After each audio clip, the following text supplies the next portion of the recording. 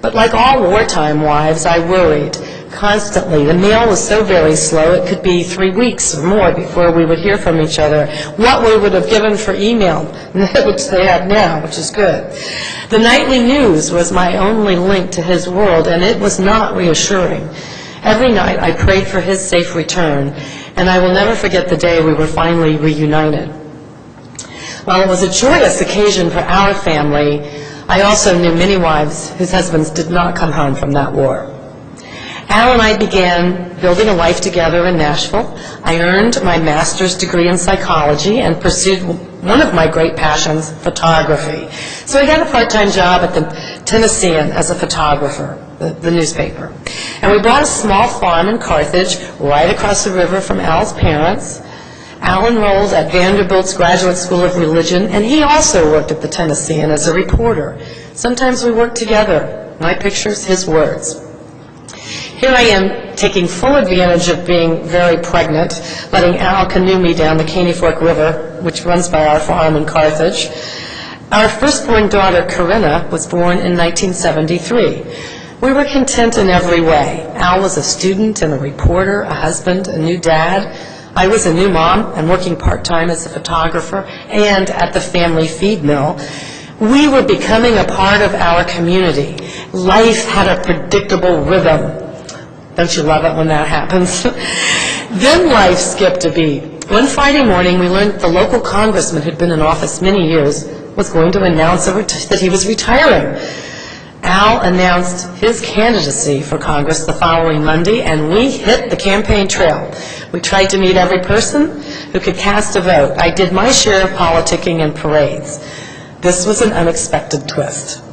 And it was a tough campaign.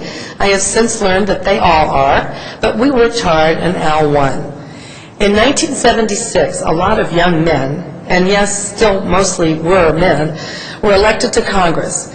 And for the first time, many spouses who had careers of their own had to make the decision whether to stay in their district or pack up and go to Washington. We decided to move to Washington. This began our, and yes, I do mean our, 24 years in public service.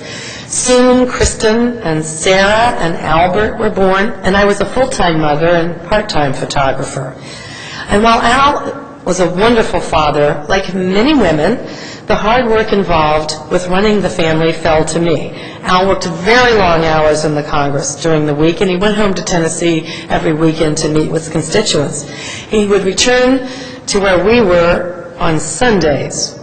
We'd go to church, maybe have a picnic, and I said, goodbye, I'm taking a nap. That's what I did on Sunday afternoons. And he would do something with the children. But despite all the pressure that we lived with, I was determined to make the most of our public life.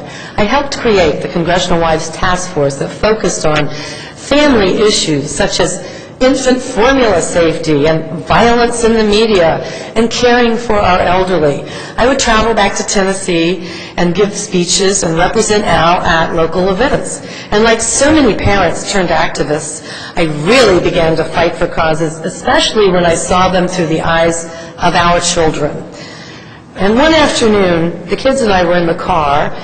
We saw a homeless woman standing on the curb, gesturing and talking to herself. They asked me lots of questions. I explained to them, she's homeless. Well, who's she talking to? I said, well, she probably hears voices, people that aren't there. She's probably mentally ill. And they said, well, who's going to take care of her, Mom? And I said, well, no one. So they very innocently, but with that clarity and conviction that only comes from that sight that children have, they said, Mom, why can't we take her home with us? I'm a compassionate person, but I'm also a practical person.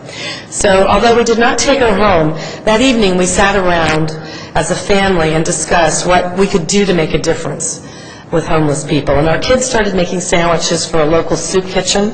Al began taking a look at the issue in the Senate, and it's part of legislation that was passed. And I founded an organization called Families for the Homeless and began volunteering with local groups in Washington. So for many years, I had been traveling around in a van that delivered health care services to the homeless specifically those with a mental illness, because with my background, that's what I wanted to do.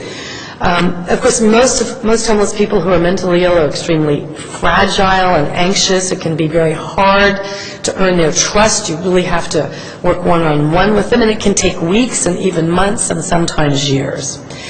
One day, years later, as Al was serving as vice president, I was in Lafayette Park, which is directly across from the White House, and came across a woman who was obviously suffering from a mental illness. And I asked her, looked her in the eyes, and I said, "How can I help?" And she looked me in the eyes back, and she said, "You can help me get my reality back." She said her name was Mary Tudor. Well, my given name is Mary Elizabeth, so I said, well, I'm Mary, so I suppose we're meant to be friends, and that began a connection. I asked her if she would come with me and get some help, and she explained that she'd like to, but she couldn't leave because she was married to the President of the United States. Well, I said, I know how to get a message to your husband, the President of the United States. And she looked a little surprised, but we walked across the street to the guard posted at the White House, and the officer recognized me, and I'm going like, shh. And so he played along, and I said, we need to get a message to the President from his wife, and he came around and had a notepad and started, oh yes, I'll get this message to the President, tell him that Mary is coming with me to get some help. Oh yeah, I'll make sure that the President gets this message. He writes it all down. So that was the beginning of her journey, because she did come with me, and she did get her reality back, and her name is Olga, and she lives independently and has a full-time job.